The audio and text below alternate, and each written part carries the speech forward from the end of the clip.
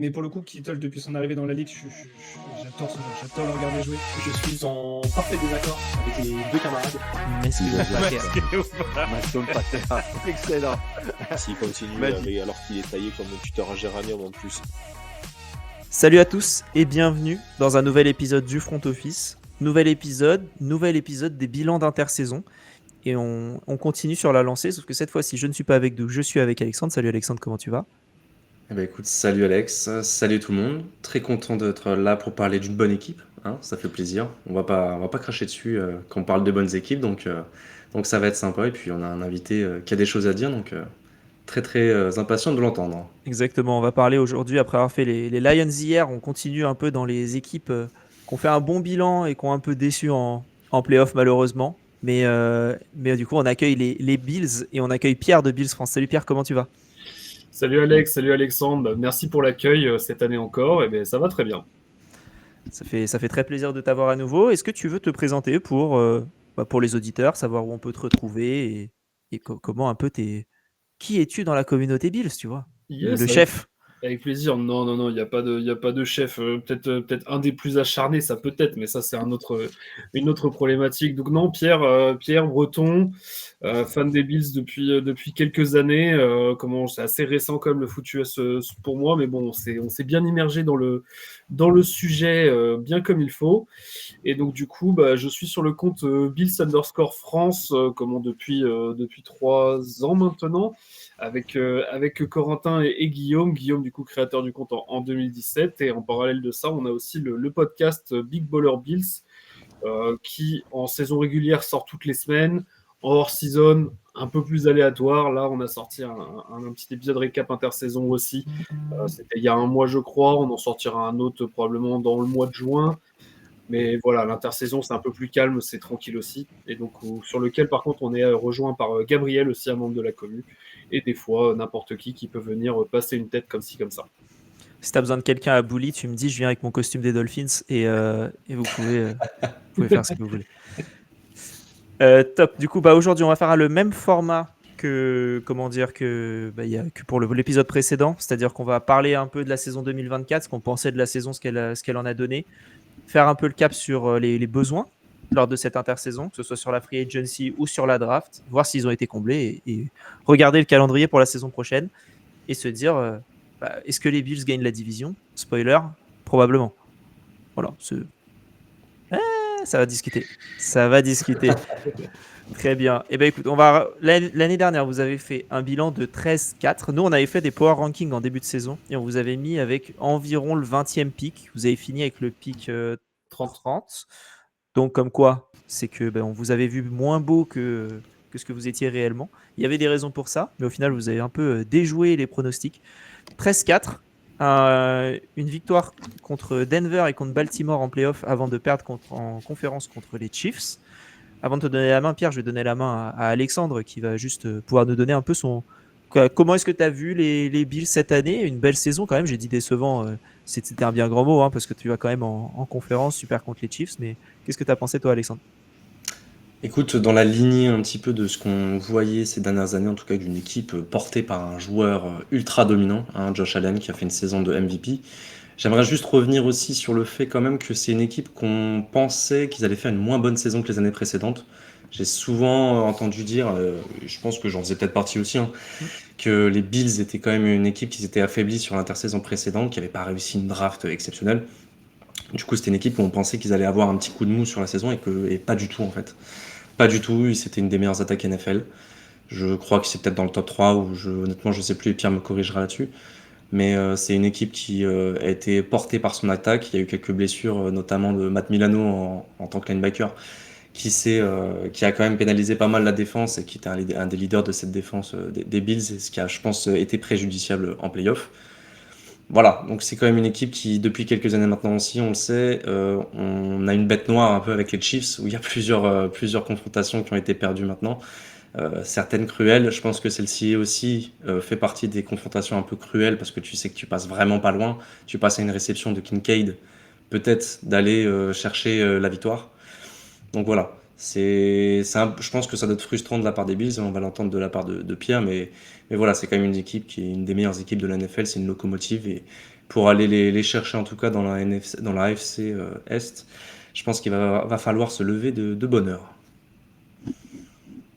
Eh bien, je suis très content parce que Alexandre a pointé du doigt à raison de très bonnes choses sur le fait que, effectivement, saison décevante de par le résultat final, mais quelle saison positive quand on voit ce dont on attendait, comment on parlait des Bills à l'off-season dernière, qui ont surpris tout le monde, même nous, comment on avait, en tant que fan des Bills, on était, j'imagine, plus optimiste que beaucoup de gens aussi, et même nous, ils nous ont surpris.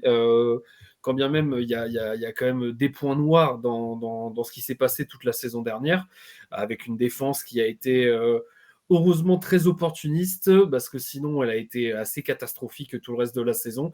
Mais bon, si tu récupères le ballon, t'as beau t'être fait driver pendant 80 yards, c'est pas bien grave, t'as pas pris de points. Mais donc, pour revenir à ça, saison très positive avec le mantra Everybody Hit de Josh Allen avec tous les receveurs qui a fonctionné, avec la balle qui a été passée à tout le monde. Il y avait ce côté où, en début de saison, le seul receveur qui avait déjà réceptionné un ballon de Josh Allen, c'était Shakir. Tout le reste n'avait jamais touché un seul ballon de Josh Allen dans les squads de receveurs. Et au final, bon gré mal gré, ça s'est débrouillé comme ça a pu. Et on a vu surtout l'émergence d'un run game très sérieux, comment bien complimenté par Josh aussi, évidemment, parce que quand tu as un coureur double menace comme Josh, c'est plus facile pour aller mettre de la pression dans un sens ou dans l'autre, parce que tu as toujours le head count pour toi. Mais la O-line qui a enfin fini par se stabiliser ces 2 dernières années et qui, on a de la chance, j'anticipe la suite, c'est qu'elle reste quasiment intacte pour l'année prochaine. Donc ça, c'est un point très positif, parce qu'on a vécu comme des années où on avait Mitch Morse en centre et on avait 2 guards qui étaient des portes battantes à côté. Là maintenant, on a enfin sécurisé ces postes-là. On a une belle O-line qui a continué, qui a porté l'équipe. Et c'est le MVP quasiment de l'équipe, la O-line, le MVP non officiel. Donc très content de la saison en général. C'est assez d'accord avec ce que tu dis. Moi, en tant que fan des Dolphins, évidemment, pas content de la saison, mais on se comprend. C'est beau d'un point de vue extérieur comment la saison s'est passée pour vous. Et tu parlais de l'émergence du run game. James Cook qui finit avec 14 ou 15 touchdowns, il me semble, et que c'est le numéro 1 dans la ligue sur cette saison. C'est même un poil plus. C'est même plus, ouais. Je l'ai plus en tête, mais il me semble que c'est encore plus que ça. Je te laisse aller réfléchir, mais en attendant, c'est vrai qu'en début de saison, on avait vu les pertes. C'était votre centre titulaire, du coup, c'était Mitch Morse qui était parti. Vous aviez perdu Diggs aussi qui était parti également. Tu te dis, bon, ok, les receveurs, ça va être compliqué. Gabriel Davis, Poyer, Hyde, Tredavious White. Qui revient cette année, mais ouais, il y avait beaucoup de pertes sur des postes qui paraissaient en tout cas cruciaux sur l'équipe. Et tu t'arrives à t'en sortir avec tout le monde qui a un peu touché des ballons un peu tout le temps. Et c'est vraiment beau cette saison. Il y a 7 capitaines en fait qui sont partis entre entre la saison précédente et la saison qui vient d'arriver. Il y a même Von Miller aussi qu'on oublie aussi, mais Von Miller a été cut. Non, attends, il était cut cet été. Ouais. Bon, j'ai eu un vrai doute du coup. Mais parce que... Je te rassure, on l'a pas vu. Hein. Dis-toi qu'on a commencé à avoir de l'espoir en fin de saison un petit peu, mais bon, bref, on va avancer sur ce sujet. Mais ouais, le changement, et c'est presque la partie la plus importante, parce que on peut toujours parler des drafts de Brandon Beane ou des free agency qui ne sont pas toujours optimales, mais pour moi, le truc le plus important, c'est de faire la bonne évaluation en interne, que ce soit les gens qui sont à prolonger, les gens qui sont à laisser partir, et là-dessus, il n'y a quasiment aucune erreur depuis que Beane est arrivé à Buffalo. Les gens qui ont été signés ou qui ont été libérés, ça a toujours été le bon moment. On voit un Jordan Poyer qui est à Miami. Chez toi, Alex, c'était l'ombre de lui-même, hein, malheureusement. Pareil, Tredavious White au début avec les Rams, qui ensuite a été cut par les Rams et a fini chez les Ravens. C'était compliqué aussi. Là, il revient chez nous, mais pour un contrat full incentive qui n'a rien du tout. Et Poyer, il est plus chez nous maintenant. Il n'a même pas été prolongé, hein, donc... C'est ça. Gabriel Davis qui a été cut même pas un an après par les Jags aussi. Stephen Diggs aussi. Stephen Diggs, pareil, pas signé chez les Texans. Ouais. Diggs, après, c'était un choix dès qu'en signant, en étant tradé, ils avaient révisé le contrat directement pour supprimer les années supplémentaires. Après, effectivement, il aurait pu être prolongé dans un second temps, mais l'idée, c'était qu'il soit free agent. Avant de passer à la saison prochaine, Pierre, est-ce que toi, tu as un match? On a posé la question sur le dernier avec les Lions et notre ami Guilty. Si vous ne l'avez pas écouté, je vous dis juste ça. Nous a parlé du match de playoff entre les Commanders et les Lions en tant que match représentatif. Est-ce que toi, tu en as un, Pierre, que tu vois où tu te dis, quand je vois ce match-là, c'est vraiment la saison des Bills et voilà. Eh bien, je vais parler de notre cher Guilty parce que je vais parler du match Lions-Bills qui avait lieu en week 15. Où les Bills gagnent 48-42 dans un shootout infernal et qui était aussi l'exemple de cette saison avec Josh qui porte l'équipe, qui est capable de marquer avec n'importe qui, avec du coup une offense qui fonctionne très très bien et par contre une défense qui laisse des vagues et des vagues et des vagues et au final tu gagnes d'un rien du tout alors que tu as 2 stops dans le match et directement tu gagnes de 21 points. Quoi. Donc pour moi, c'est un bel exemple. Après, effectivement, il y a plein d'autres matchs dont j'aurais pu parler. Hein. Que ce soit le match contre Baltimore comme en début de saison où on se fait rouler dessus au sol, que ce soit le match contre Kansas City en saison régulière où, comme d'habitude, en saison régulière, on les bat, mais en playoff, on les perd. Il y a le match contre les Rams aussi qu'on perd d'un rien. Le match sous la neige contre les Niners. Enfin, il y a eu beaucoup de beaux matchs l'année dernière encore pour les Bills. L'avantage de suivre une équipe qui fonctionne. Mais pour moi, du coup, pour ce qui résonne le plus cette saison, c'est le match contre les Lions. Top. Allez, on va passer à la saison du coup, à la saison à venir. Tu parlais du coup défense catastrophique globalement. J'imagine que c'est un peu vers là où tu aurais voulu que comment dire que la free agency et la draft se dirigent, se renforcer la défense. Tout à fait. C'était obligatoire. Spoiler alert, on va en parler tous ensemble. C'est ce qui a été réalisé. C'est ça. Est-ce que tu avais ou Alexandre, est-ce que toi tu voyais des postes en particulier où tu voyais peut-être Alexandre, si toi tu avais quelque chose, des postes où tu te disais il faut absolument qu'ils aillent vers ça? Je pense que Pierre peut-être confirmera ou pas, mais pour moi, de toute façon, défensivement, je pense que la seule escouade qui était pour moi la meilleure et de loin, même une des meilleures NFL, c'est l'escouade de linebacker. T'as Dorian Williams qui s'est imposé comme un très bon remplaçant, en tout cas à Matt Milano, qui a fait une super saison, je trouve, et qui s'est révélé. Mais derrière cette escouade, pour moi, t'avais des trous un petit peu partout. T'as de la bonne rotation sur les edges, mais je pense qu'un edge numéro 2, c'était pas de refus. De la rotation derrière Daquan Jones et Ed Oliver sur tes defensive tackles. Et dans le backfield défensif, pour moi, je trouve que tu as encore des lacunes, surtout sur le poste de cornerback 2, où tu as Ben Ford qui s'est imposé vraiment comme un des meilleurs cornerbacks cette année, en tout cas sur l'année écoulée.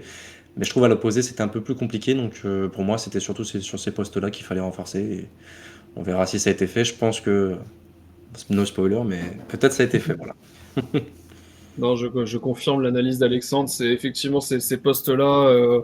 Il n'y a rien qu'à voir. Si vous allez réécouter les podcasts pré-draft qu'on fait, à chaque fois pour le pick 30, on réfléchissait est-ce qu'on prend un CB, est-ce qu'on prend un edge, est-ce qu'on prend un D-tackle, ou alors, et c'est vraiment s'il faut qu'il y ait un gros truc qui tombe, mais un receveur. Mais bon, les receveurs, ça mettait des réactions un peu à personne cette année quand même, au premier tour. Donc effectivement, l'analyse d'Alexandre est bonne par rapport à ça. Top. Et ben, pourtant, vous aviez un objectif qui était compliqué, c'était de renforcer la défense en free agency, mais en ayant moins 1 million de cap disponible au 10 mars en tout cas. Donc c'est là où on voit les magies du salary cap en NFL, c'est que je reprends les 4 recrues qui coûtent le plus cher cette année. Vous avez Joey Bosa qui arrive en edge, Josh Palmer en receveur, Michael Ocht en edge et Larry Ogunjobi en intérieur de ligne défensive. Voilà un peu les 4 joueurs, j'ai envie de dire majeurs, mais on se comprend, il y en aura qui seront plus intéressants. Je vais te laisser commencer. Toi, Pierre, est-ce que qu'est-ce que tu vois en top au niveau de cette free agency? Mais le top, et pour moi, ça sera Joey Bosa. C'est une grosse surprise par rapport à ça. Et c'est quelqu'un qui peut donner du positif comment que ce soit aux jeunes Edge qui sont encore là, que ce soit Rousseau et Penessa. On a aussi Javon Solomon qu'on avait drafté l'année dernière.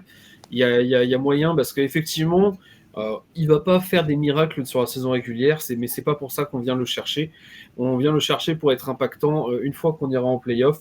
Parce que bon, spoiler alert, comme on risque d'aller en playoff quand même.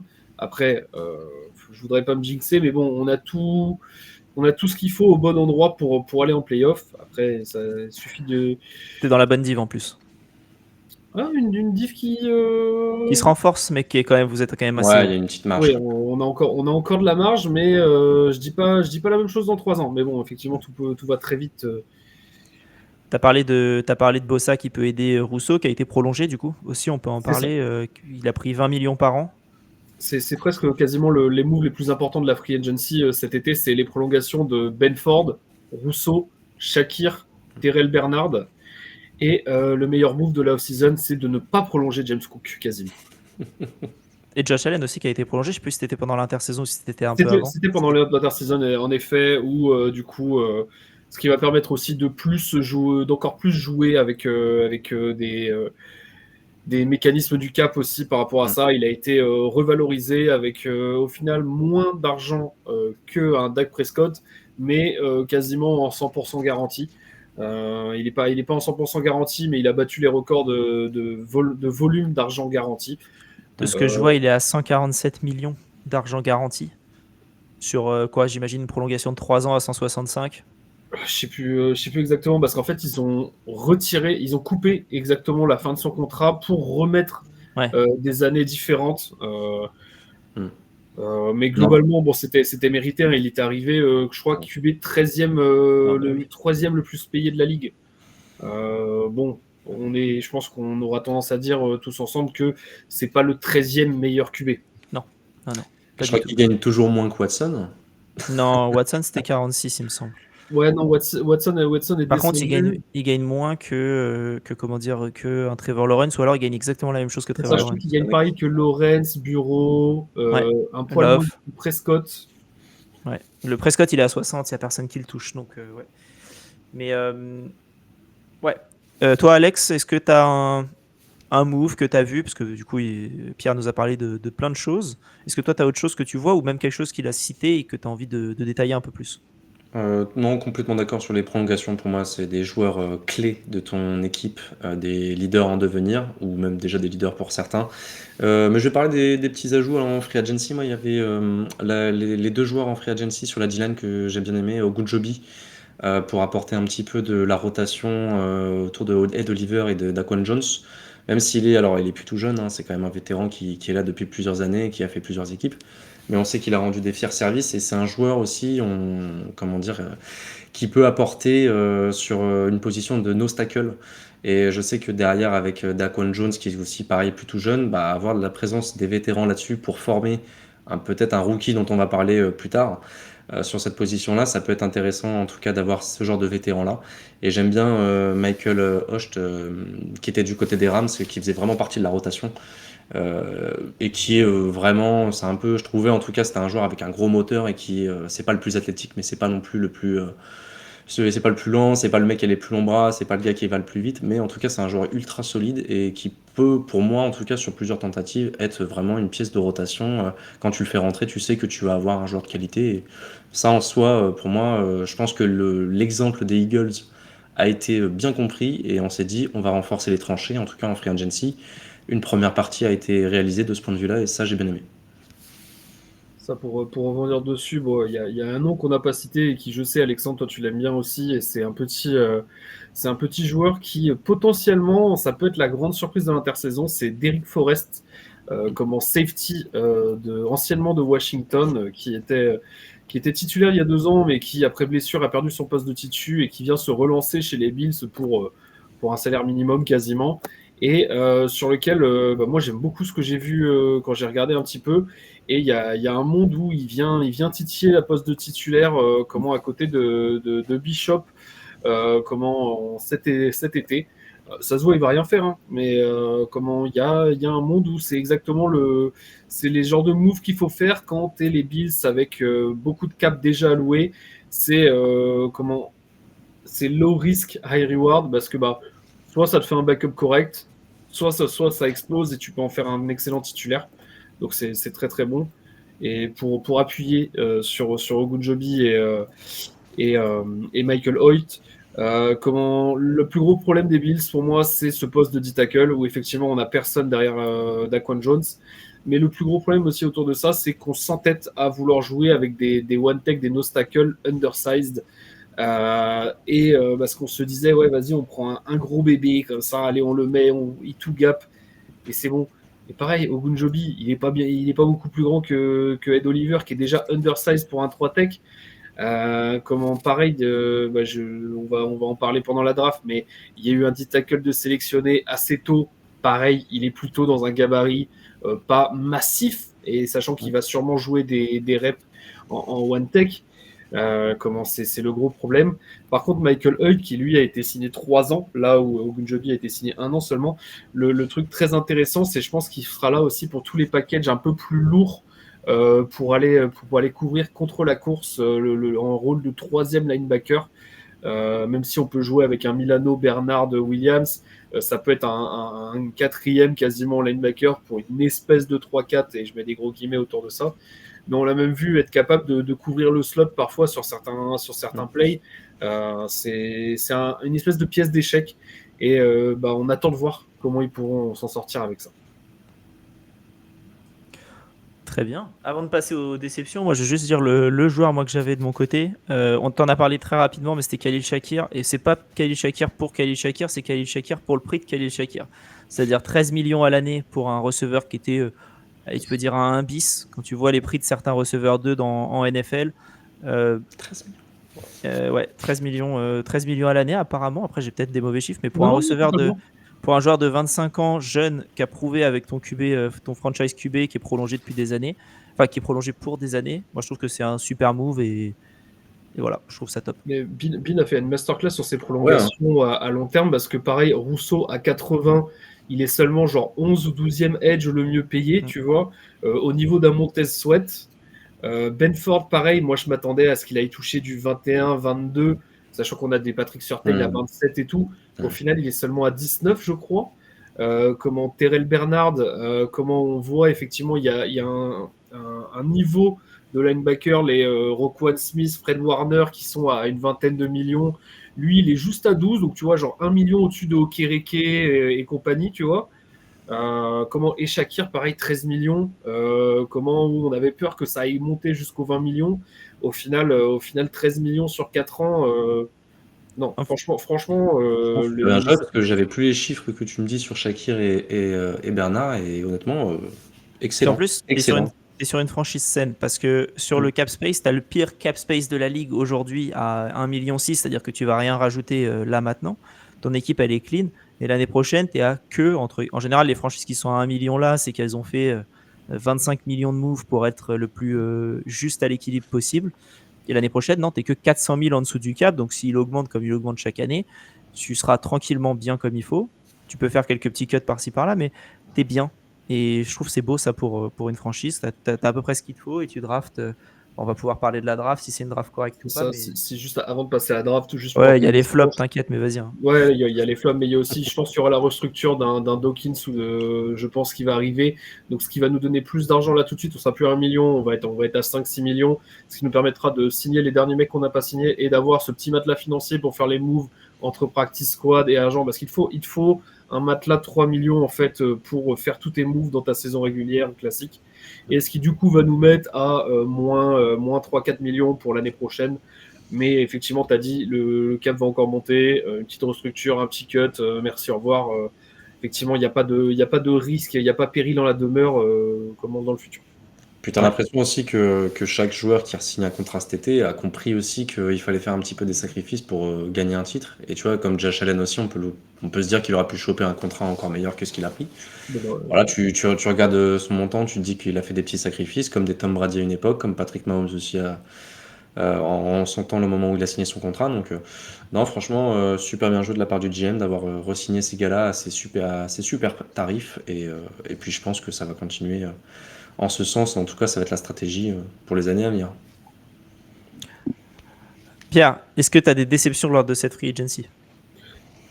Je vais revenir sur le top, pardon. Mais vas-y, ça me répond à ma question du coup.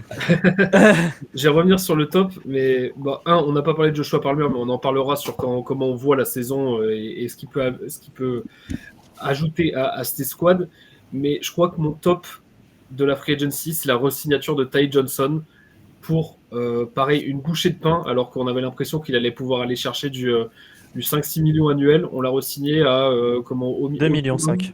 C'est ça, 2,5 millions au minimum vétéran pour un joueur en quel Josh a confiance, qui, je pense que vous avez vu, ne serait-ce que les highlights la saison dernière, une fois par semaine, il te fait un play où tu te dis mais c'est qui ce joueur? Et en fait tu te rends compte que c'est le RB3 des Bills. C'est une dinguerie ça, mais ça c'est un vrai plaisir. Et non, allez, pour venir sur le flop, du coup, à la limite, le seul flop que j'ai envie de donner cet été, c'est du coup les suspensions pour 6 matchs de Larry Ogunjobi et Michael Hoyt. Autant Michael Hoyt, il est là pour 3 ans, donc ça espace un petit peu le problème et ça ira. Mais Ogunjobi, pour un mec qui est signé que 1 an et qui malheureusement ne le savait pas quand il a signé. Autant Hoyt, il a été très très clair. Bill le savait, il a quand même signé pour 3 ans et tout. Ok, bon, apparemment il s'est fait avoir par quelqu'un en qui il avait confiance. Bon. Les suspensions, c'est par rapport à du produit dopant sur les deux. PED. Product Enhancement Drug, ouais, je sais pas tout quoi. à fait. J'ai pas le détail pour Ogunjobi, mais lui il l'a appris après avoir signé. Du coup, ce qui vole une partie du contrat et pas totalement. Donc les deux ne pourront revenir s'entraîner qu'à partir de la week 5 et ne pourront jouer qu'à partir de la week 7, sachant qu'on est en bail en 7, donc à partir de la week 8. Ce qui aussi permettra du coup de leur faire revenir sur 3 semaines d'entraînement d'affilée, vu que les 4 premières semaines, ils n'ont pas le droit d'être au bureau. Mais pour moi, c'est ça le flop, c'est ces suspensions. Mais bon, au final, si c'est que ça, le flop, ça va, honnêtement. Ouais. Est-ce que tu as autre chose, toi, Alexandre? Oui, moi puis on en a parlé un petit peu, et moi je l'ai un peu en flop, mais c'est pas que j'aime pas le joueur ou quoi que ce soit, je trouve que le tarif est un peu cher. Pour moi, c'est Joshua Palmer, Je suis assez d'accord. le receveur des Chargers. Pour moi, sa meilleure saison, ça date de 2022, et depuis, c'est un joueur qui a alterné entre du bon et du moins bon, qui a été assez inconstant. C'est quand même un joueur qui a un profil qu'ils ont besoin depuis la perte de McCollins, parce que McCollins, c'était un peu ce profil de joueur en catch contesté, mais qui était très sous-coté, je trouvais, parce que moi, je l'ai eu une saison au Raiders, je l'adorais, ce joueur, et je trouve il est vraiment très bon en tant que receveur, numéro 2, numéro 3, en tout cas, chez une bonne équipe. Et nous, je trouvais, en tout cas, chez les Raiders, il avait été très bon. J'ai trouvé que chez les Bills, il avait fait du plutôt bon boulot par rapport à les squads qu'il y avait. Pierre me confirmera, mais en tout cas, moi, je trouve que, voilà, Joshua Palmer, pour moi, c'est un peu cher. Alors, je comprends l'idée d'aller le chercher pour le prototype, un petit peu pour essayer de combler ça, parce que tu n'as pas vraiment non plus trop de profil de catch contest et de joueur qui peut créer de la séparation et qui a un peu cette polyvalence aussi pour jouer dans le slot, que je trouve intéressante, et qui peut un peu amener de la variation sur tes schémas, mais pour moi c'est un peu cher. Je crois que c'était 13 millions par an dans ces eaux-là. Voilà, je trouve ça c'est un petit peu cher par rapport à d'autres joueurs qui ont signé des contrats de receveurs cet été. Voilà, après c'est peut-être mon seul petit flop que j'ai dans cette intersaison des Bills, en tout cas cette free agency. C'est quand tu compares Josh Palmer à 10 millions et Khalil Shakir à 13 millions. Soit tu te dis que Khalil Shakir c'est une top affaire, soit tu te dis que Josh Palmer c'est un peu cher. Après, il a que 26 ans. Donc c'est toujours le truc. C'est ça, pardon d'avoir coupé Alex. T'inquiète. C'est la stratégie aussi de ces moments-là où, en faction de ton cap, l'idée c'est d'aller chercher des joueurs sur lesquels tu as encore l'espoir qu'ils se développent, qu'ils viennent juste de finir leur contrat rookie au final, et chez lesquels tu vois un peu plus, et qui sont capables de faire encore plus. Moi j'y crois à Joshua Palmer. C'était le receveur que je voulais de cette free agency. Effectivement, il y a des moments où je me dis que c'est un poil cher, mais bon, je l'ai vu quasiment monter jusqu'à des 13 millions annuels. Au final, il est à 10. Bon, de ce point de vue-là, ça me permet de redescendre. Mais tu vois, pour moi, il ne remplacera pas McCollins, mais il remplacera plus Amari Cooper dans ce rôle de X et Deep Target. parce qu'il est capable justement de se déplacer et de se séparer efficacement. Là où McCollins en était plus effectivement sur un bloqueur, et pareil, j'adore le joueur, t'en as très bien parlé, et même comment on pense à nos copains des Pats qui vont, j'espère, bien le traiter, parce que c'est un joueur très agréable et tout, bon, un peu fou, mais bon, ça c'est un autre problème. Il vient juste au stade pieds nus, quoi, mais c'est juste ça. C'est Après, ça, faut capter le personnage, quoi. c'est ça. Même, encore à Las Vegas, il fait chaud, mais à Buffalo, il neige quand même assez régulièrement, quoi. C'est ça. Mais moi, j'y crois, et au final, peut-être que le move aussi sous-côté, c'est qu'en fait, on a récupéré aussi Elijah Moore, en cette toute fin de Free Agency, enfin, même si la Free Agency n'est pas terminée, mais On se très, comprend. très récemment, sur lequel il y a un monde où en fait, Palmer, ça bust, mais en fait, c'est Elijah Moore qui top, et au final, bon, après, il y aura des arrangements avec le cap, tout ça, mais l'idée, c'est qu'on aura du coup je vais pas dire ce monstre à deux têtes, mais il y aura Shakir qui sera là, il y aura Kincaid, il y a Coleman qui se développe, il y aura ce troisième receveur qui prendra de la place, que ce soit Palmer, que ce soit Moore, que ce soit Curtis Samuel peut-être, qui est toujours là et qui avait été embêté sur pas mal de blessures et qu'on a vu faire des bonnes choses contre les Broncos en playoff. Comment il met une vitesse à Patrick Surtain et comment il met un TD de quasiment 70 yards comme ça là-dessus. Donc c'est wait and see, c'est positif, effectivement, le tarif est là, mais c'est effectivement quelque chose, un profil qu'on n'a pas, d'être capable de se séparer bien là-dessus, parce que c'est ce qu'on a été chercher dans Amari Cooper, mais bon, on a trouvé un peu plus le cadavre d'Amari Cooper, mais le cadavre d'Amari Cooper a suffi à faire peur aux défenses adverses, avec du coup il a tiré des défenses, et ce qui a libéré de la place pour le reste, mais bon, ça ne marchera pas 2 ans de suite, un cadavre comme ça, donc on a tenté d'aller chercher autre chose. Yes. Eh bien écoute, ça conclut cette partie Free Agency, si ça vous va? Let's go. Ok. Très bien. Avant de passer à la draft, je rappelle, suivez-nous partout at le front office, que ce soit sur Twitter, Twitch, YouTube, et suivez Pierre at Bills France pour avoir plus d'infos sur les Bills si vous en voulez plus. Plein de podcasts qui arrivent. Rappelle-nous le nom de ton podcast. Big Baller Bills, donc il est dispo sur Spotify, il est dispo aussi sur Apple Podcast. Et après, je sais pas exactement, vu que moi je m'occupe juste de parler et pas de la technique. Ce sera dispo en description de l'épisode, donc n'hésitez pas, si vous voulez, vous pouvez juste cliquer et normalement vous aurez accès au podcast. On va parler de la draft. Alors la draft, je vais énumérer tous les picks que vous avez faits. Donc là, c'est le moment où vous pouvez vous reposer tranquillement, boire un verre d'eau, parce qu'il y a eu certains picks quand même. Donc avec le pick 30 au premier tour, vous avez récupéré Maxwell Hairston, le cornerback de Kentucky. Au deuxième tour, vous avez récupéré TJ Sanders, et au troisième tour, TJ Sanders, defensive lineman de South Carolina. Ensuite, London Jackson au troisième tour, le edge d'Arkansas. Au troisième tour, Dion Walker, defensive lineman de Kentucky. Au cinquième tour, pick 170, Jordan Hancock, cornerback encore d'Ohio State.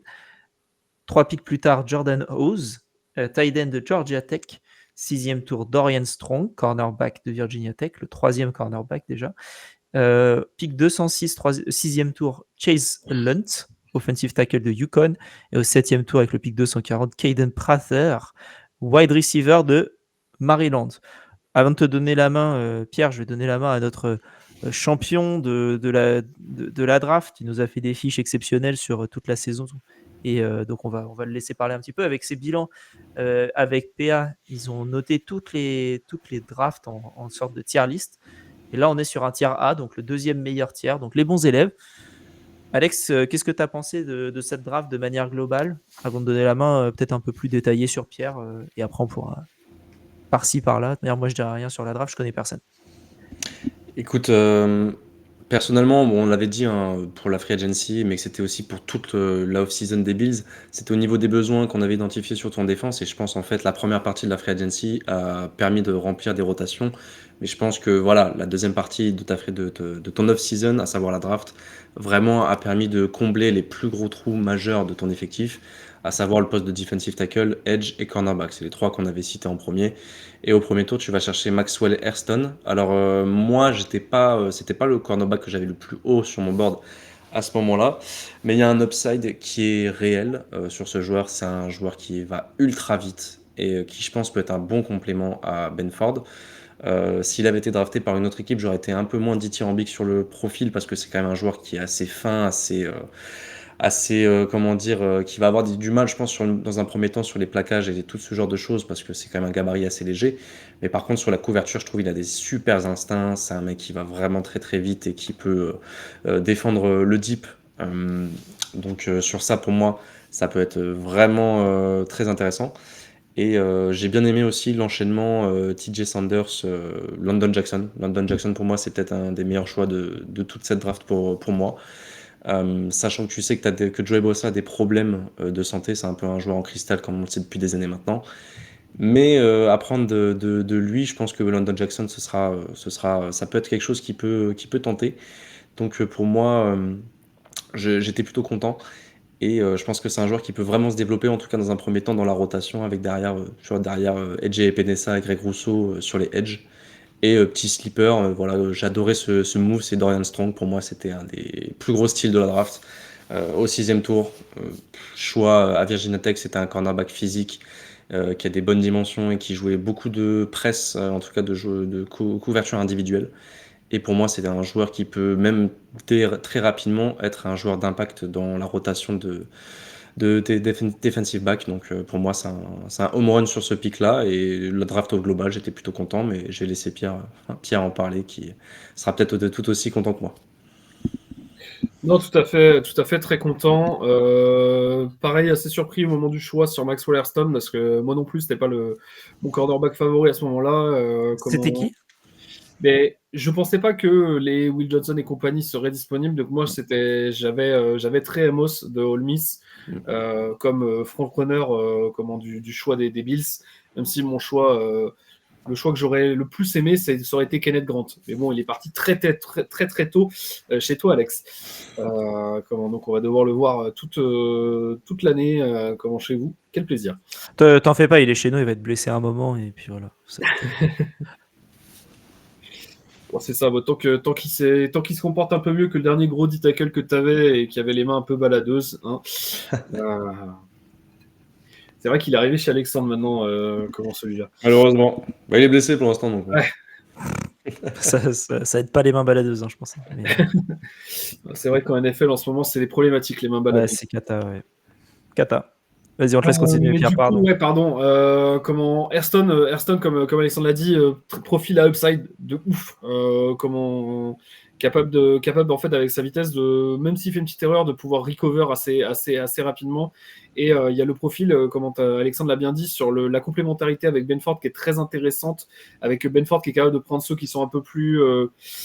avec un peu plus massif, avec un peu plus de gabarit, tous les receveurs, les Mike Williams de ce monde et tout, alors que Hairston, lui, les Worthy et compagnie, il pourra les gérer. Comment le seul bémol qu'on peut mettre, c'est on a refait est-ce qu'on dit la boulette ou pas, mais le move de prendre un cornerback au premier tour, un cornerback au 6e tour et un bon cornerback au 6e tour. Comment la période de Dorian Strong, la dernière fois qu'on a fait ça, c'était Elam et Benford. Benford est devenu un starter avec un niveau qui s'approche d'un All-Pro. Après, si c'est Strong qui se développe et qui devient le starter à côté, pourquoi pas. Hein. Comme effectivement très très bon pick à ce moment-là, Dorian Strong, où c'est effectivement juste un value pick. Il n'y a pas plus à dire. Il reste ce joueur-là qui aurait dû être parti depuis bien longtemps. Tu fais et je trouverais bien quelque chose à faire avec. Il n'y a pas de problème. Pour revenir du coup sur la draft, on a fait un trade-up pour TJ Sanders pour remonter très haut dans le 2e tour pour le récupérer. Il y a un monde où c'est en fait purement et simplement le successeur de Ed Oliver, avec en plus les saisons à venir, les 2 saisons à venir où il joue en parallèle, et en saison 3, il serait seul starter en 3 tech. Ce qui paraît être un bon profil pour lui, comme un joueur très pénétrant, qui sera très intéressant. London Jackson, comme on l'avait même évoqué pour le prendre quasiment en 30, donc le prendre en 70 et quelques, comment vous dire que l'érection était présente à ce moment-là. Hein. Donc très très bien. Derrière, pareil, à upside, on prend l'ami Deone Walker, l'homme et demi, 6'7", 331 pounds. Lui, on le verra pas cette année, je pense, ou alors c'est qu'il y a eu des blessures et qu'il faut faire des choses. Mais pareil, au pire, c'est qu'un 4e tour qui est flingué. Au mieux, ça peut devenir un monstre injouable en plein milieu de la defensive au milieu de la defensive line. Donc, why not? Après, c'est surtout aussi, je pense, tu peux le voir un peu plus tôt avec les suspensions, tu vois. Moi, c'était justement sur ça, parce que je trouve que c'est un joueur qui, quand même, bah, tu l'as dit, hein, c'est un joueur que normalement tu dois pas voir la première année, mais avec le jeu des suspensions, Et notamment en fait, d'Ogunjobi. il a été blessé toute l'année dernière avec une blessure au dos. Et c'est pour ça aussi qu'il a fait une moins bonne saison, qu'il y a pas mal de gens qui lui ont dit en fait qu'il était un peu. Que c'était un branleur parce qu'en fait, on le voyait beaucoup avoir du temps à se relever après un plaquage et tout. Et apparemment, je sais plus si c'est une hernie ou quoi que ce soit, mais un truc au dos, vraiment, le truc qui, théoriquement, genre, c'est full douleur. Donc, je sais pas. Là, pour l'instant, il s'entraîne pas aux OTAs, vu que les OTAs ont commencé récemment. Il est présent, mais il s'entraîne pas physiquement. Donc, peut-être qu'ils vont juste le mettre sur hier et faire une saison blanche par rapport à ça. Je sais pas, à voir. Mais c'est vrai qu'il y a un monde où il y a de la place, il y a de la place à ce moment-là pour ça. En tout Derrière, cas, il y c'est a sûr, mais c'est sûr que c'est un profil, comme tu dis. Vraiment, là, c'est vraiment un joueur où tu mises sur le potentiel parce que le gars, si il se développe comme tu veux et vu que tu as une organisation qui est plutôt bien gérée, tu peux te dire que tu peux avoir peut-être quelque chose à la fin. Mais si ça marche et qu'il se développe très bien, t'as potentiellement un monstre en tant que no-tackle. c'est ça. Et s'il se développe juste bien, t'as un starter. C'est ça. Puis on rappelle aux auditeurs, mais c'est un mec, on parlait de premier tour pour lui l'année dernière. Avant qu'il fasse sa saison qui était un peu moins bien et qui était gêné, comme tu l'as dit, par son dos. C'est ça. Derrière, il y a un joueur deux joueurs que je connais pas du tout, Jordan Hancock comme en corner de Ohio State et Jackson Hawes, tight end de Georgia Tech. Autant Jackson Hawes, je comprends, c'est tout simplement, on n'avait pas de troisième tight end. Notre troisième tight end, c'était Zach Davidson, un ancien UDFA des Vikings, machin, il avait fait rêver un peu les fans pendant la pré-saison l'année dernière, mais bon, voilà, c'est assez limité. C'est une grande tige qui est pas trop mal dans le passing game et qui est pas capable de bloquer pour sauver sa vie. Là où Jackson Hawes, à l'inverse, énorme bloqueur. Et ce qui permet, avec la rotation à 3, Kincaid, Knox et Hawes, d'avoir une belle rotation. Parce que si Kincaid se blesse, c'est Knox qui devient plus receveur et Hawes en bloqueur. Si Knox se blesse, c'est Hawes en bloqueur et Kincaid en receveur.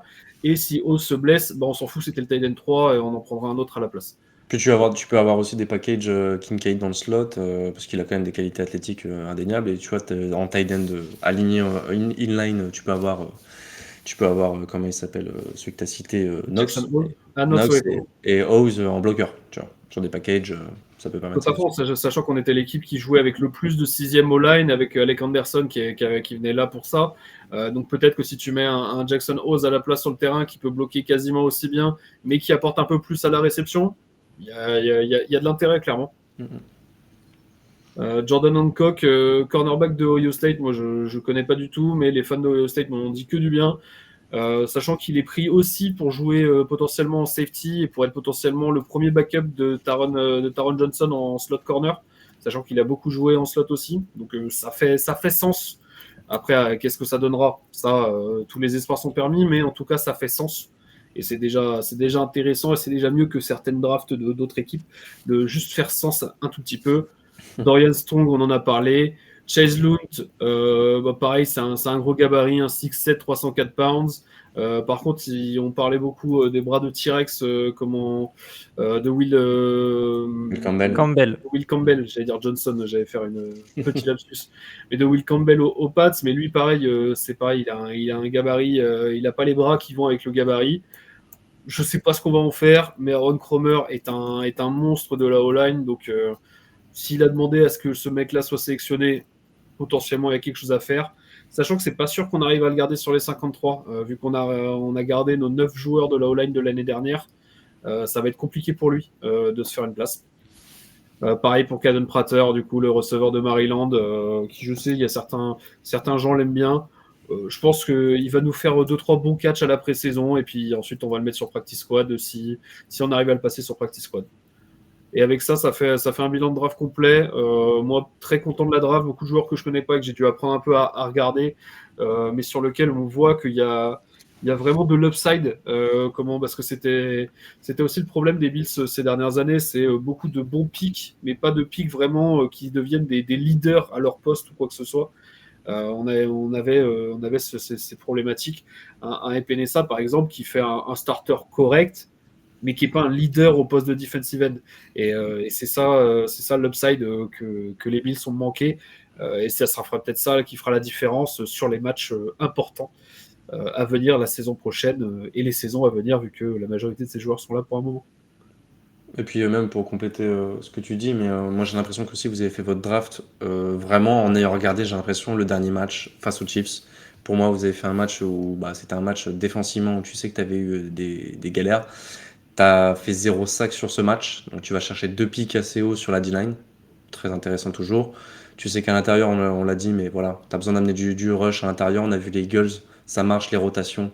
C'est ce qui marche en ce moment, garder les mecs frais, garder la D-line fraîche et amener de la continuité et vraiment des joueurs qui arrivent à rotate assez régulièrement pour amener des reps de qualité. Et aussi, tu l'as très bien dit tout à l'heure, mais Maxwell Stones, j'ai l'impression que c'est pour contrer des Warseed et ce genre de joueurs, les speedsters un peu que les Chiefs nous ont habitués à avoir. Et pour moi, vraiment, j'ai l'impression que le match des Chiefs a vraiment été pris en considération pour améliorer, en tout cas, ton équipe, et via cette draft, en tout cas. Je ne sais pas s'il a été totalement pris en considération parce que c'était des points vraiment qu'on savait qui étaient des points améliorés globalement. Et après, même le choix de focus sur la D-line, c'est des choix qui sont faits depuis des années chez les Bills. On se rappelle de Ed Oliver en choix 9, de Rousseau en choix 30 ou 29, quelque chose comme ça.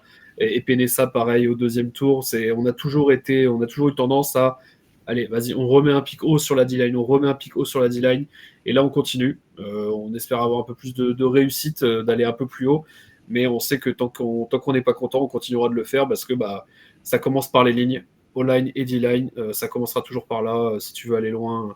Effectivement, il te faut un bon QB aussi. Au passage. C'est ça, mais ça reste ton QB, si t'as pas d'O-line, ça va être compliqué, c'est toujours pareil. RIP, CJ Stroud, bonne saison. Lui, ça va être compliqué. On en parle. On va parler des Texans. Quand est-ce qu'on parle des Texans? Non, pas si longtemps que ça. C'est dans une dizaine d'épisodes, on parlera des Texans. Le pauvre. Il y a du boulot. Il y avait moins de boulot et ils se sont créés du boulot. Ça, c'est fou ça. C'est le côté fort. Donc, Pierre, est-ce que tu considères que tous les besoins ont été comblés lors de cette intersaison? Est-ce que tu es content de cette intersaison? Si tu devais donner une note sur 20, tu donnerais quoi? C'est un bon 16 sur 20. Comment ça pourrait être même plus, mais il y a beaucoup de joueurs que je connais pas suffisamment et qui sont avec quand même quelques points d'interrogation. Mais ça peut clairement se transformer en une intersaison 19 sur 20 assez facilement. Et au pire du pire, ça descendrait à 14. Dans tous les cas, ça reste une intersaison plus que correcte. Et les choix sont bons. Donc maintenant, il n'y a plus qu'à. Et puis, il y a quoi qu'il arrive, tu prends les bonnes décisions au moment où tu les prends. Donc même si tu prends une mauvaise entre guillemets décision, ça passe. C'est ça. C'est de toute manière, il faut que tu sois à l'aise avec les décisions que tu prends à l'instant T. Et à l'instant T, les choix sont bons. Il y a certains qui auraient voulu aller chercher le sujet receveur. C'est peut-être le point sur lequel et je sais que même Alexandre, quand tu avais fait le pré-draft avec PA à l'époque, vous aviez parlé d'aller chercher un receveur aussi. Bon, il y a aussi la partie safety, mais bon, pour moi, la partie safety, c'est pas la peine trop d'en parler, mais receveur, c'est le côté où qu'est-ce qu'on fait, où est-ce qu'on est. On a du coup Samuel qui est à 8 millions, Palmer qui est à 10 millions, Elijah Moore qui a rien du tout. Kincaid qui on l'a pris encore un peu plus cette semaine, a joué quasiment toute la saison blessé, donc ça a un peu joué sur le développement qu'on espérait de lui. Coleman qui pareil était sur une bonne trajectoire et ensuite ce bon vieux Jordan Poyer qui le blesse contre Miami et qui le stoppe net dans cette ascension qu'il avait. Il y a certains peuvent se dire il nous manque un gros nom en receveur, il nous manque ce leader, mais pour moi ça sera Shakir qui va se développer là-dessus. Il sera peut-être pas un leader à 140 targets comme un Chase, un Jettas, même un Diggs à la grande époque chez nous, mais c'est un leader c'est le mec à qui tu lances le ballon au bon moment qui te fera avancer et qui te donnera un nouveau first down. Et pour moi c'est le plus important. Je te trouve un peu dur avec Caden Prater quand même.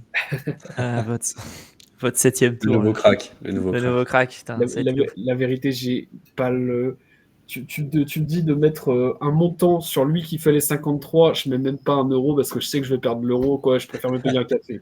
Ouais, ça dépend où le café, hein, parce qu'avec 1 euro, des fois, t'as la moitié et encore. Toi, Alex, t'en penses quoi? Besoin complet?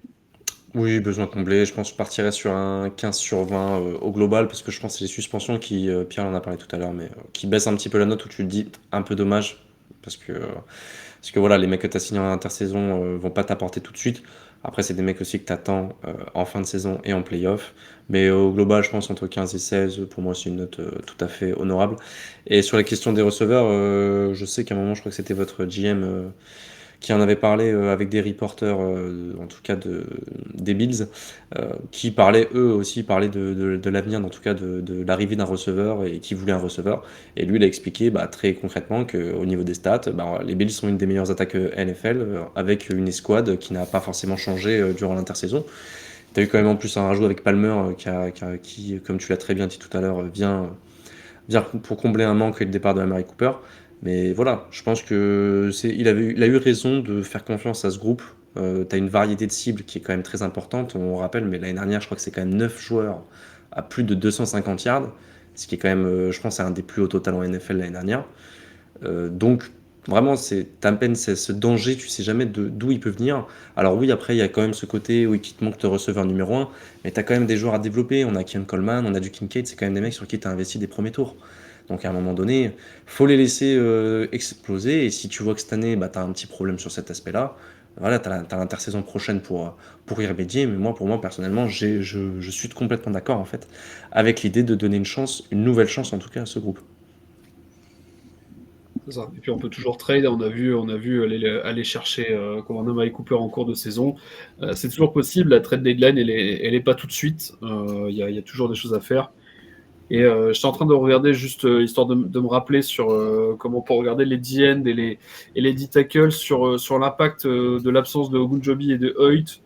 Au final, tu vois, sur les 6 premières semaines, pour les D-end, on aura Greg Rousseau, Bossa, Epenesa, Javon Solomon et Landon Jackson. Donc ça fait 5 et donc Michael Hoyt qui arriverait en 6e. Moi, c'est surtout sur les D-tackles où j'avais des problèmes, parce que je trouve On il a vous du manque un coup- peu ce derrière Daquan Jones. T'as pas de joueur qui peut jouer nose tackle, ou en tout cas tech 1, et en tout cas face au centre. Et ça, pour moi, je trouve c'est un peu problématique. T'as que Diony Walker. Peut-être, tu vois, je regarde un petit peu la depth chart, mais T'as Dwayne Carter où on en parlait qui va peut-être devoir se spécialiser en Tech c'est ça. 1. TJ Sanders qui va sûrement devoir jouer quelques snaps en Tech 1 Tu aussi. vois, TJ Sanders, pareil, c'est un gabarit, c'est un petit gabarit, sur les D-tackles. Donc, et puis, je trouve que sa force, c'était pas sa qualité première, en tout cas, South Carolina, Non, c'était vraiment sa c'est pas la qualité de force, pénétration. c'était Donc, la pénétration. Je suis ouais. d'accord. Mais on verra, en tout cas, ça va être intéressant de suivre Mais de ce côté. effectivement, ça reste un point noir, c'est clair. Vaut mieux avoir ses absences en début de saison qu'en fin de saison. Aussi. Tu l'as dit. Parlons de la saison, du coup. Merci Pierre pour ce visuel que tu nous as partagé sur ton compte Twitter que j'ai pu récupérer. Je rappelle, @Bills_France. Pré-saison, vous avez 3 matchs, Giants, Chicago et Tampa. Bon, à voir ce que vous allez faire en pré-saison. Est-ce que tu attends des choses déjà en pré-saison? Est-ce que tu as un petit joueur, tu as des petites pépites que tu as envie de voir? Moi, il y a un joueur que j'adore, c'est Tyrell Shavers, un ancien de San Diego State, qui a marqué en U18 la saison dernière avec Trubisky, qui est un très bon joueur de special team et tout. Moi, c'est un petit chouchou. Mais de toute manière, je sais qu'on va se trouver encore un chouchou cette année, comme chaque année, tu te trouves un chouchou et tu te dis est-ce qu'il va réussir à faire les 53 ou pas. Et non. On verra. Chose intéressante par contre, c'est qu'on va faire du coup pour la première fois depuis des années, apparemment, on va faire des joint practice avec Chicago. Ok. Et je sais plus, je crois que c'est les Steelers aussi qui vont faire ou Miami. Quelqu'un d'autre va faire des joint practice avec Chicago. Il y a 2 équipes qui vont faire des joint practice avec Chicago. Nous, on n'en avait pas fait depuis des années. Et point rigolo de la pré-season aussi, c'est qu'on joue à Tampa Bay et on joue Tampa Bay en saison régulière. C'est pas tous les ans non plus que ça arrive, ce genre de choses. Mais sinon, non, on n'attend pas grand-chose de la pré-season. Match 1, Josh Allen va lancer 2 passes, il va jouer un drive. Match 2, il va jouer un quarter. Match 3, il va pas jouer. Voilà, je vous ai résumé la pré-season des Bills. Eh ben merci, on va pouvoir passer à la regular season. Du coup, tu nous as parlé de de la bye week en semaine 7. Avant ça, c'est Baltimore, Jets, Dolphins, Saints, Patriots et Falcons. Déjà, si on va diviser la saison en deux. Déjà, cette partie-là. Un début de saison. Franchement, tu peux même être pas loin du 6-0, avoir le match face à Baltimore. Hein. Bon, C'est après, derrière, abordable avec des matchs pièges, je pense. Je sais pas ce que tu en penses, tu Pierre. commences contre Baltimore, mais je pense que l'idée c'est d'arriver en 5-1 à la bye. Hein. Ça doit être l'objectif, voire même 6-0. Pour info, même si j'y crois pas, on est favori tous les matchs de la saison à l'heure actuelle sur les spreads Vegas. Même Kansas, du coup. Ouais, mais parce que du coup, Baltimore, tu vois ça à la maison. En fait, tous les gros, on les joue à la maison. Et en fait, du coup, c'est des 50-50. Mais à la maison, tu as le petit plus 2. Ouais, il y a Cincinnati aussi qui vient chez toi aussi. Kansas City. Tampa, Baltimore, Kansas, Philly. Tout le monde joue à l'extérieur. Je vais pas dire on joue des branques, ça serait faire offense à beaucoup de monde.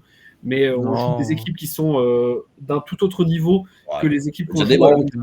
C'est des branques. Hein. Allez, on va voir la suite. Hein, mais après la bye week, tu vas chez les Panthers, tu accueilles Kansas, tu vas chez nous à Miami, Tampa ensuite, Houston, Pittsburgh, les Bengals, les Pats, les Browns, les Eagles et tu finis avec les Jets. Le fameux TBD. Enfin, tu finis avant de commencer les playoffs, très probablement une semaine plus tard. La deuxième partie, tu as des matchs plus compliqués, mais c'est vrai, comme tu l'as dit, quand même, tous les matchs compliqués sont chez toi. Par contre, tous les matchs chez toi sont compliqués aussi. Ouais. C'est à part les Jets et encore parce qu'on va voir ce que ça donne en fin de saison. Mais quand tu joues, après la bye, tes 4 premiers matchs à domicile, c'est Kansas City, Tampa Bay, Cincinnati et Philadelphie. C'est ça, et on joue beaucoup à domicile en début de saison aussi. Après la bye, les matchs à domicile, il y en a beaucoup moins. En information un peu inutile, mais le match le plus lointain de la saison, c'est seulement Houston. Au final, on n'a que des petits déplacements. On est top 3 des équipes qui se déplacent le moins la saison prochaine. Comment t'as dit, je pense peut-être à tort, avant de commencer les playoffs la semaine d'après. Pour moi, il y a un monde où on peut avoir le seed 1. Je voulais te laisser te plancher là-dessus. C'est très bien. C'est ça. Merci pour cette perche bien tendue. Mais clairement, on doit viser ce seed 1 de par le fait que la bye soit tôt. Avec une bye tôt, tu es obligé d'aller viser un seed 1 parce que sinon, ça devient très très compliqué et très très fatigant sur la fin d'année. Et deuxièmement, je pense qu'il y a je pense qu'on peut arriver facilement à 13 wins, 14 wins. C'est possible. C'est clairement possible. Au final, il y a beaucoup d'équipes qui, je pense, sont moins bonnes que nous.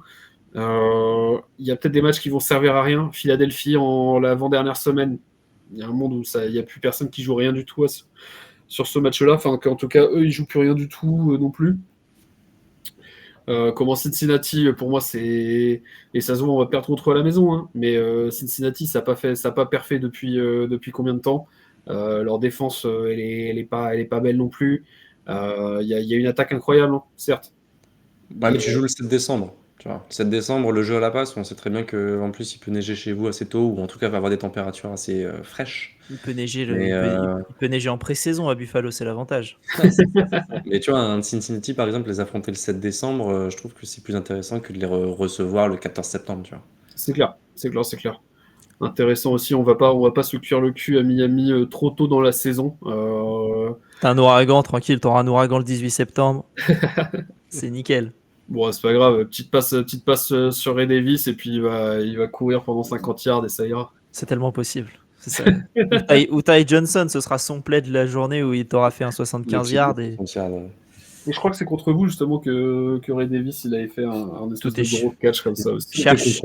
Cherche un play. T'as une chance sur deux que c'était Titan ou Dolphins la saison dernière, donc t'inquiète. Et puis là, cette saison, ça va pas être mieux, je pense. Un petit prono, moi je parie sur 15. 15-2. C'est quand je regarde le calendrier, je me dis que c'est faisable et je pense que c'est ce que tu peux viser.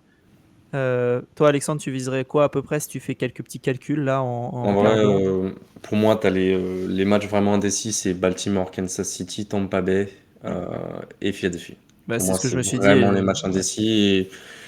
Allez, j'ai envie de dire 14 parce que ces équipes-là sont aussi renforcées. On en parlera dans les autres dans les autres podcasts, mais je pense que 14 en soi, et pour moi, tu peux même aller chercher le first seed à 14 parce que je doute qu'il y ait une équipe qui fasse, comme l'année dernière avec comment ça s'appelle, les Chiefs, qui fasse une aussi bonne saison. Je crois que les Chiefs étaient en 15-2, je crois. C'était Si j'ai pas de bêtises. 15-2, comme les Lions qui ont fait 15-2 aussi. Je Et pense après, pas qu'il y ait c'était une... 14. Ouais, je sais pas si une équipe fera 15-2 cette année, mais ou en tout cas, les Bills en seront vraiment pas loin, et je pense que 14, tu peux peut-être choper un first seed, donc moi 14, je suis OK avec ça. Et heureusement qu'on a battu les Chiefs l'année dernière en saison régulière et comme ça ils ont mis les remplaçants contre les Broncos parce que sinon il y a un monde où ils faisaient le 17-0 l'année dernière. Ouais. En plus, Merci du coup. Merci les Bills.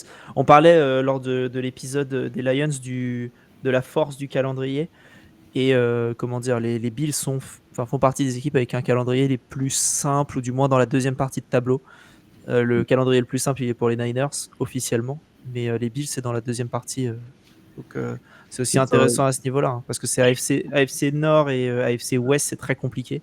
Niveau AFC, par contre, la AFC NFC Nord aussi, NFC Nord est très compliqué. NFC Nord et NFC Est, exactement. C'est un peu la discussion qu'on avait sur la NFC Nord dans l'épisode précédent. Et là, il y a peut-être moyen de s'en sortir du coup pour les Bills parce que t'as pas 2 matchs compliqués à la suite. Non, c'est le point positif et c'est vrai que bon, on a des équipes sur lesquelles les wins doivent être obligatoires. Hein. Je vois New Orleans, Atlanta, Carolina. C'est des wins qui sont censés être obligatoires sur La NFC Sud, tiens, prends ça dans ta gueule. Non, mais c'est comment pour les Bills, ça doit être des wins obligatoires. Ça doit l'être. Après, je dis pas que ça sera facile, mais ça doit être des wins. Après, je pense que la plus grosse surprise en fait dans le calendrier des Bills, c'est qu'en fait, je pense que tout le monde sous-estime encore un peu les Jets, Miami et New England, qui font tous les trois des moves pour s'améliorer. Clairement, les trois équipes sont meilleures. Bon, il y a peut-être Miami. Bon, ouais. Je t'avoue que là, je prends les compliments, hein, mais j'y crois pas. Hein, donc, le problème, c'est votre défense, parce qu'en attaque, bon, après, il y a votre line, mais il y a toujours tous les skill players qui sont toujours là et tout. Sur un bon jour, ça peut toujours être très très chiant de vous jouer. C'est l'objectif, je pense, aussi de l'équipe, hein, c'est d'être l'équipe casse-couille à jouer. Après, à tout moment, Terry Hill, il rentre pas dans le stade. Hein. À tout moment, il se fait arrêter par la police juste avant. Donc, tu sais, t'es jamais à l'abri. Non, mais je suis d'accord avec toi. Les Jets et les Pats, je pense que ça va faire step up cette année. Et les Dolphins, c'est chiant. Donc, c'est vrai que tu as une division qui est simple sur le papier, mais compliquée potentiellement à jouer sur chaque petit match, quoi. C'est ça, c'est pour ça que sur les strengths of schedule, tout ça, je pense que pour l'instant, on est un poil surcoté par rapport à ça. Donc, je pense que les équipes de la FCI seront un peu meilleures que ce à quoi ils s'attendent. Mais après, on verra. Après, si c'est la réalité et qu'en fait, on joue que des pipes toute l'année, bah, jouons des pipes toute l'année et prenons les victoires. Hein. Au final. C'est ce qu'on se dit. Tu paries sur quoi, toi, du coup, Pierre? Moi, je pars plutôt sur 14 wins, voire même 13, parce qu'il y a t'as toujours un match à la con comme ça qui part. Totalement. Qui arrive. Ça arrive. On se rappelle.